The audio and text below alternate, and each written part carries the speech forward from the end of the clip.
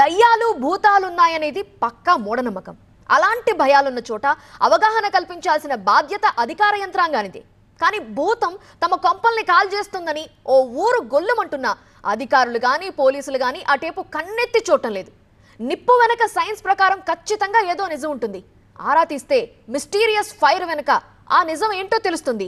కానీ అంతు చిక్కని నిప్పు కన్నా అధికారుల నిర్లక్ష్యం ఇప్పుడు ఆ ఊరికి ముప్పుగా మారింది.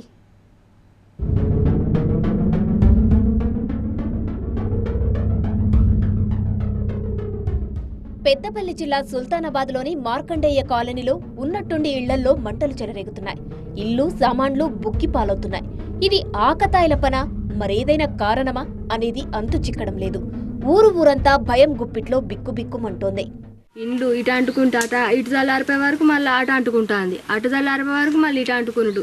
3 నెలల సంది ఇదే అనుభవించుకుంటుంటాను మేము. మాకు తెలియని దాకా శివరాత్రి జాగారలేక. మీతో పని చేసినందుకు చాలా సంతోషంగా ఉంది.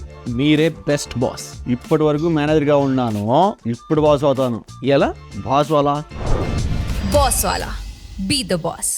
అయితే అని పిల్లలు వేసుకొని ఇక చిన్న పిల్లలు వేసుకొని ఇన్నే బయటనే వాకిట్లనే తెల్లని దాకా కూర్చుంటాను. ఇంటికన్నా ఉంటాను. రోజు పని కోతలం పాట కోతలం మధ్యాహ్నం కూడా అంటుకుంటూనే ఉన్నాయి. మనుషులు చూడ ముందుకు అంటుకుంటారు. అవి చూసే వరకు బగ్గ మంటలు పొంటలు ఎత్తనే ఉన్నాయి. పట్టపగలే నిప్పు రాజుకుంటుంది. ఆకతాయిల పని కావచ్చని కాపలా కాసిన ఎలాంటి జాడ తెలియడం లేదు. కూలీ నాలి మానేసి ఇంటి పట్టునే ఉండాల్సి వస్తుంది. అగ్గి అంటు పెడుతుంది, బయటకు వెళ్తుంది. అగ్గి అంటు పెడుతుంది, బయటకు వెళ్ళిపోతుంది. పనులకు లేదు, పాట లేదు. రోడ్డు మీద అండక తినడు, రోడ్డు మీద ఉండడు. మరి ఎవడన్నా వెళ్ళగ పెడతాడా, ఎవడన్నా చేస్తాడా అని ఇట్లా కాపులుండి చూసినా కానీ మాకు అది ఒడు చెట్ల కింద కూర్చొని చూసినా కానీ అది అటు మూలకు తలుగుతుంది, అటే వెలిగినమని ఉరుకుతాను. కైకిలి కూలి పోతలేము, మస్తు బాధపడుతున్నాం అన్న. మాకు ఏ దయమన్నా తెలుతలేదు, ఏ చేదపడని తెలుతలేదు. తెలంగాణ పొద్దుందాకా ఏడ్చుకుంటూ ఉంటున్నాము. 4 నెలల నుంచి నిద్రపోతలేము. తెలంగాణ కావాలంటున్నాం, పొద్దుందాకా కట్టెలు పట్టుకొని కావాలంటున్నాము. మస్తు గోస అవుతుంది మాకు. అల్లి మొత్తం కాలుతానాయి. ఈ 4 బకెట్లు చుట్టూ పెట్టుకొని కంటికి నిద్ర లేకుండా చల్లుకుంటున్నాం సార్. దీపం వెలుగునట్టు ఏలుకుంటుంది. ఏం అంటు పెడుతుందో మాకు అర్థమైతే లేదు. నల్ల బట్టల మీద ఇట్లా శక్తులు వస్తాం సార్. మాకు అది ఎక్కడ అడిగిపించినా కానుభూతి వెళ్తుంది సార్. భూతమని కొందరు, శక్తి అని మరికొందరు. ఎవరి భయం వారిదే. మొత్తంగా ఊరంతా హడలిపోతున్నారు. తలుపులు కొడుతూ పిలుస్తూ చుక్కలు చూపిస్తోందంటున్నారు. ఇది కామిని భూతం అని తెలుస్తుంది. ఎవరి దగ్గర పోయినా మనుషుల మీదకి కూడా వచ్చి మనుషులను కూడా కొంచెం అటు ఇటు తీసుకోపోవడం కూడా జరుగుతుంది. ఇక్కడ తలుపు కొడుతున్నా ఎవరు మీరని లేచిన వల్లే మాయమైంది. తలుపు తీసిన ఆత్మ లెక్కనే ఆడమ లెక్క వస్తుంది.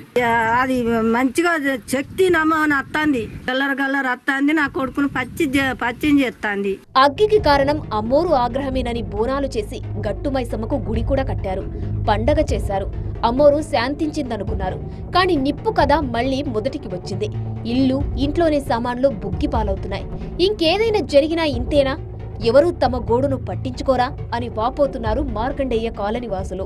అవసరం ఉన్నప్పుడేమో ఇళ్ళ చుట్టూ తిరుగుతారు. అవసరం అంతా తిరిగినాక ఒక్కళ్ళు కూడా అత్తలేరు. ఎట్లా మేము అంటే ఇప్పుడు మేము చచ్చిపోవాలనే కదా. మీరు అనుకున్నట్టుగా మేము ఊరుకు మైషమ్మని చేసినాం, అని చేసినాం కూడా తక్కువ అవుతలే. 3 నెలల సార్లు మేము ఒక అవస్థ పడుతున్నాం. గురపు ఇళ్ళనే అడుతుంది. ఒక్క ఇల్లు పోయి 10 ఇల్లు ఇది అవుతుంది. ఈ ఊరు కట్టించుకుంటే ఆగుతుంది. లేకపోతే ఈ ఊర్లో ఇంకా పూరా మనసులు సూద వచ్చే కాలం వస్తుంది. భూతం, అమ్మోరి ఆగ్రహమని అలా జనం భయపడుతున్నారు. మరి ఊరికి ముప్పుగా మారిన నిప్పు వెనుక అసలు నిజాలేంటి? 4 నెలలుగా ఈ తంతు జరుగుతున్నా అధికారులు పట్టించుకోకపోవడంపై ఆగ్రహం వ్యక్తమవుతుంది.